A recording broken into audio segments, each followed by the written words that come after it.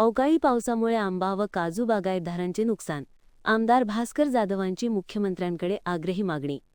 रत्नागिरी चिपळूण परिसरातील आंबा आणि काजू बागांवर सलग अवकाळी पावसामुळे मोठे नुकसान झाले आहे. या प्रकरणी आमदार भास्कर जाधवांनी मुख्यमंत्र्यांकडे आग्रही मागणी केली आहे.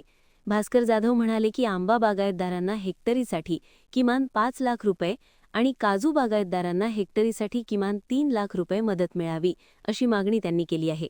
त्यांनी या परिस्थितीला कोकणी जनतेवर क्रूर चेष्टा म्हटले आहे. बाकीच्या शेतकऱ्यांसाठी विमा योजना लागू असली तरी आंबा आणि काजू बागायतदारांना दिलेली मदत अपुरी असल्याचे ते म्हणाले. भास्कर जाधवांनी मुख्यमंत्र्यांनी या निर्णयाचा फेरविचार करावा, असे आवाहन केले. 25 मार्च 2026ला महाराष्ट्र विधानसभेचं अर्थसंकल्पीय अधिवेशनाची समाप्ती झाली. या अधिवेशनामध्ये आम्ही कोकण विकासाबद्दल स्वतंत्रपणे विधानसभा अधिनियम 101 अन्वये चर्चा घडवून आणलेली होती. या चर्चेमध्ये केवळ आणि केवळ कोकणाच्या विकासाची चर्चा व्हावी हीच आमची अपेक्षा होती.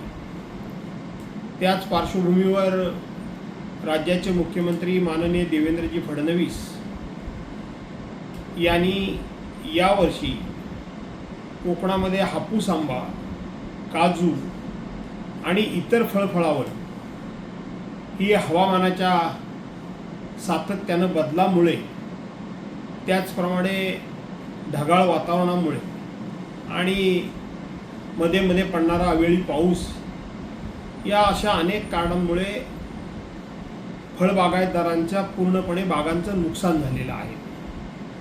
ही बाब आम्ही सर्वच मंडळींनी माननीय मुख्यमंत्री महोदयांच्या लक्षात आणून दिली. त्याचबरोबर कृषी विभाग रत्नागिरी जिल्हा आणि बाळासाहेब सावंत कोकण कृषी विद्यापीठ यांचा सुद्धा अहवाल हा जवळजवळ 80 ते 90% ही पूर्णपणे फळझाडं यावर्षी या सगळ्या आपत्तीला बळी पडलेली आहेत. त्यामुळं फळबागायतदार पूर्णपणे उद्ध्वस्त झालेत, असाच तो रिपोर्ट गेलेला आहे.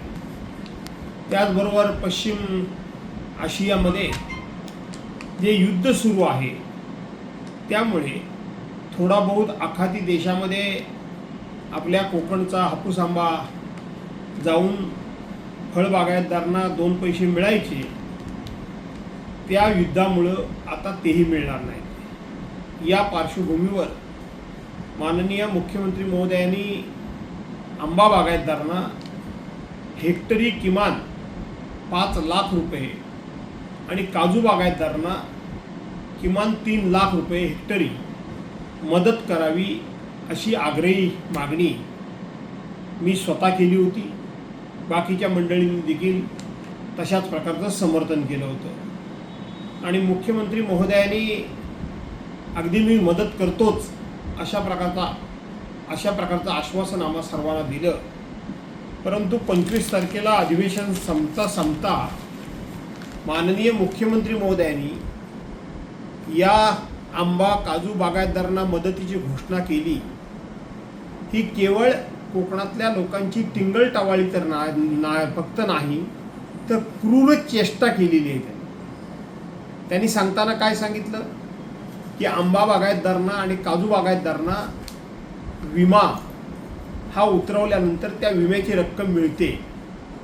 अहो मुख्यमंत्री महोदय, महाराष्ट्रामध्ये बाकीचे देखील वेगवेगळी शेतकरी पिकं घेणारे आहेत, त्यांना देखील विमा योजना लागू आहे. पण त्यांना देखील विमा योजना लागू असताना त्यांचं जर नुकसान झालं तर तुम्ही त्याला स्वतंत्रपणे मदत करता, पॅकेजच्या रूपानं मदत करता आणि कोकणाला काय सांगता की विम्याची रक्कम तुम्हाला मिळणार आहे. आणि ज्यांना कोणाला विम्याची रक्कम मिळणार नाही, कारण ज्यांनी कोणी विमा उतरला नाही, त्या आंबा बागायतदारांना हेक्टरी 22,000 रुपये, एका हेक्टरमध्ये आंब्याची झाडं ही 250 लागतात. एका हेक्टरमध्ये आंब्याची झाडं ही 100 लावावी असा नियम आहे. 100 म्हणजे एका झाडाला तुम्ही फक्त 220 रुपयाची मदत देण्याची घोषणा करून मी म्हटल्याप्रमाणे तुम्ही केवळ आमची टिंगलटवाळी नाही तर क्रूर अशी चेष्टा तुम्ही केली.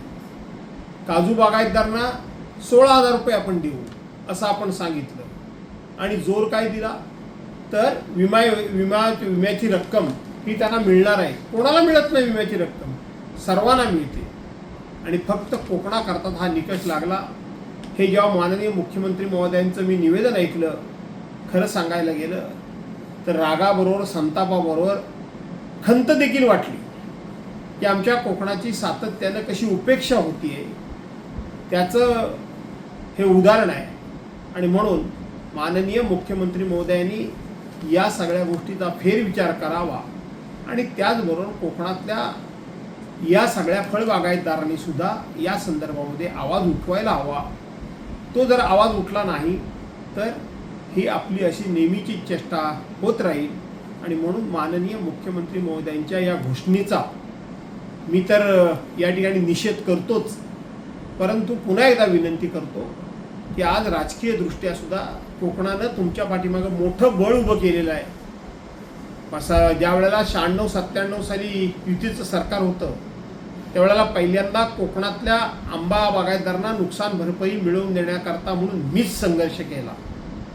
मीच त्यावेळेला नामदार मनोहर जोशींना सभागृहामध्ये रोखून धरलं, अडवून धरलं आणि त्यावेळेला हेक्टरी 10,000 रुपये मिळाले होते. आज त्या गोष्टीला किती वर्ष झाली. आणि म्हणून ही कोकणाची उपेक्षा माननीय मुख्यमंत्री आणि राज्यकर्त्यांनी थांबवावी अशी माझी विनंती आहे.